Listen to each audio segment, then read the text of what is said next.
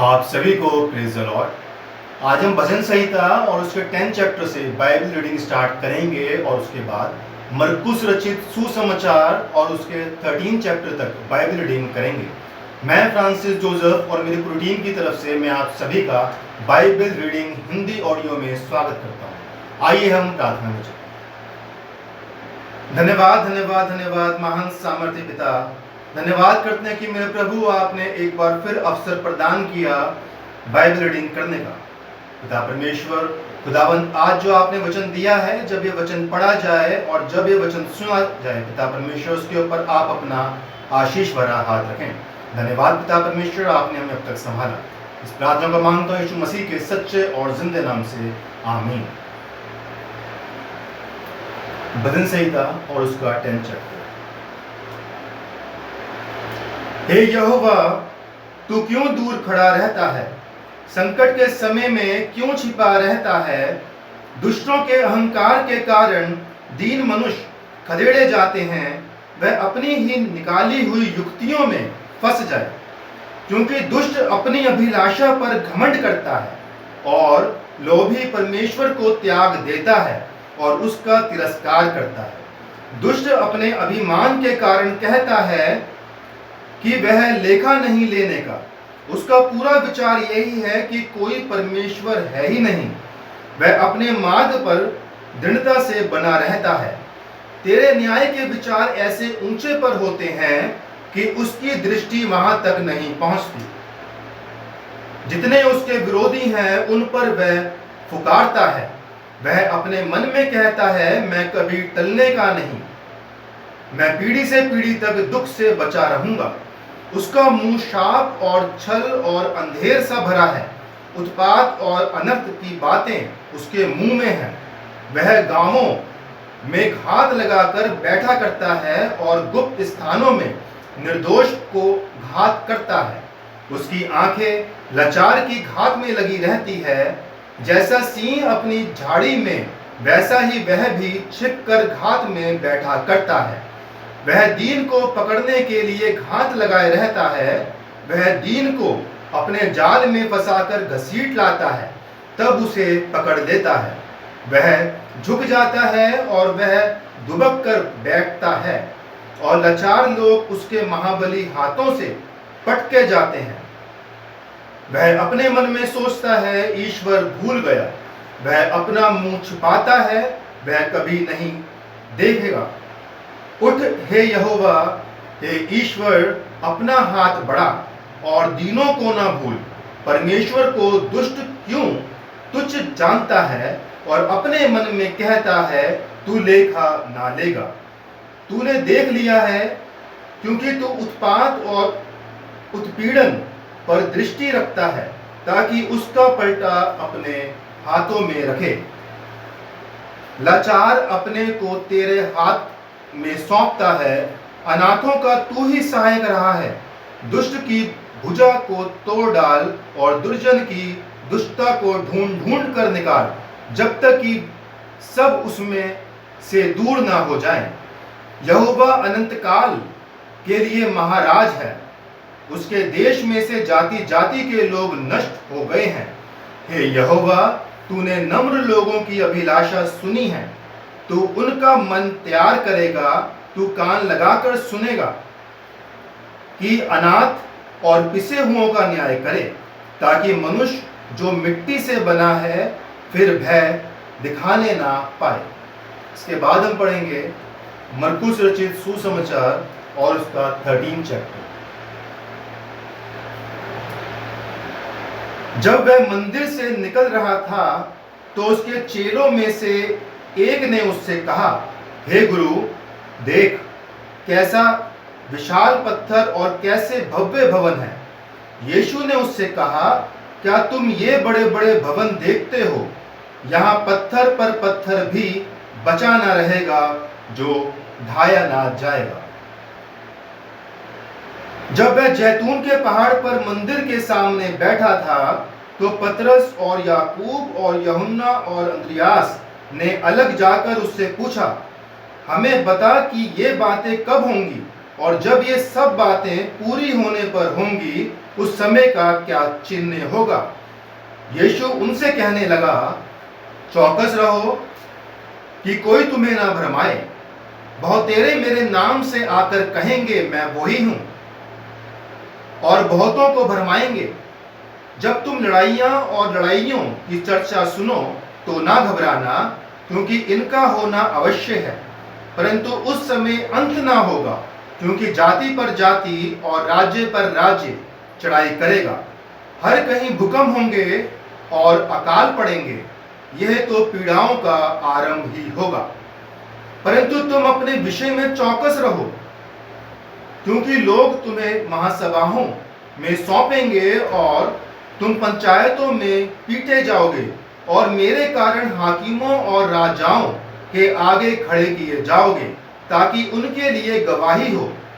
पर अवश्य है कि पहले सुसमाचार सब जातियों में प्रचार किया जाए।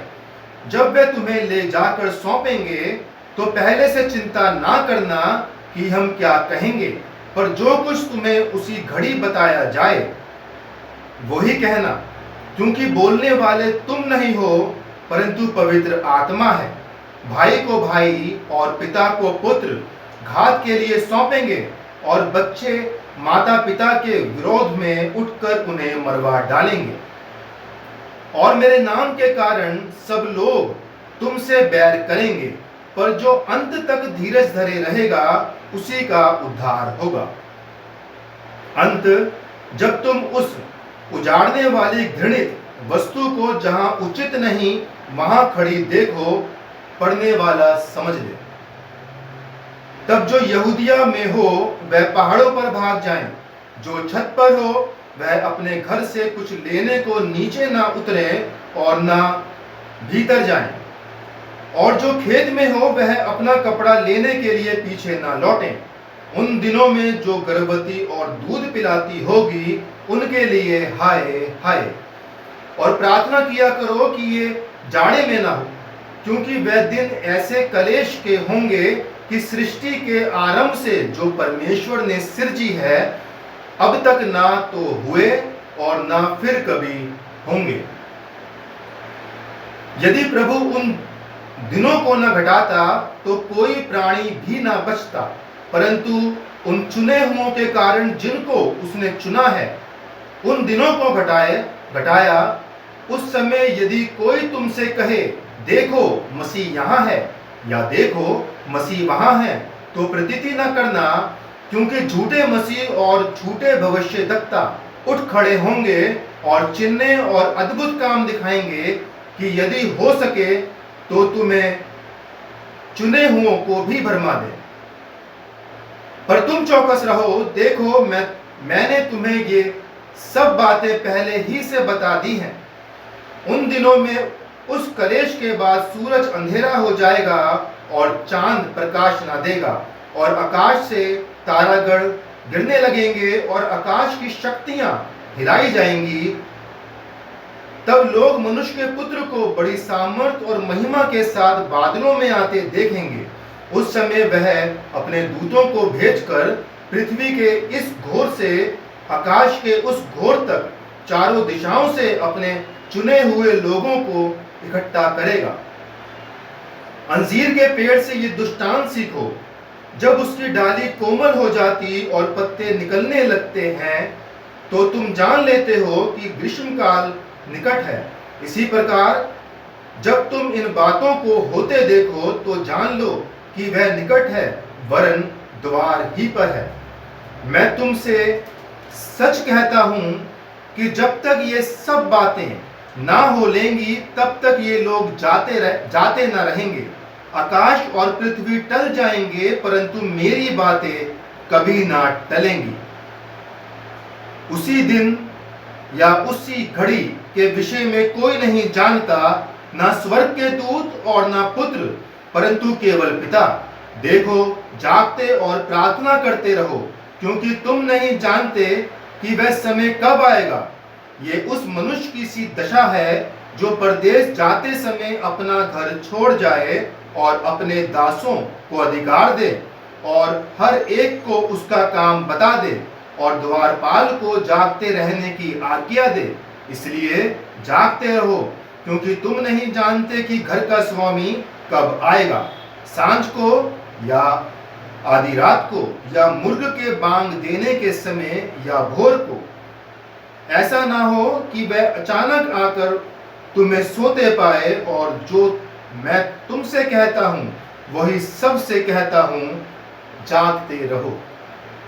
परमेश्वर अपने वचन के पढ़े और सुने जाने पर अपनी बहुतायत से आशीष दे। मेरे अजीजों, आज जो ये मरकुस रचित सुसमाचार और उसका 13 चैप्टर जो पढ़ा गया है, उसमें प्रभु ने हमें जागते रहने के लिए बार बार कहा है। चौकस रहो और जागते रहो, क्योंकि हम नहीं जानते कि वो दिन कब आएगा जब प्रभु बादलों में से आएगा और आकर के अपने चुने हुओं को चारों दिशाओं से इकट्ठा करेगा।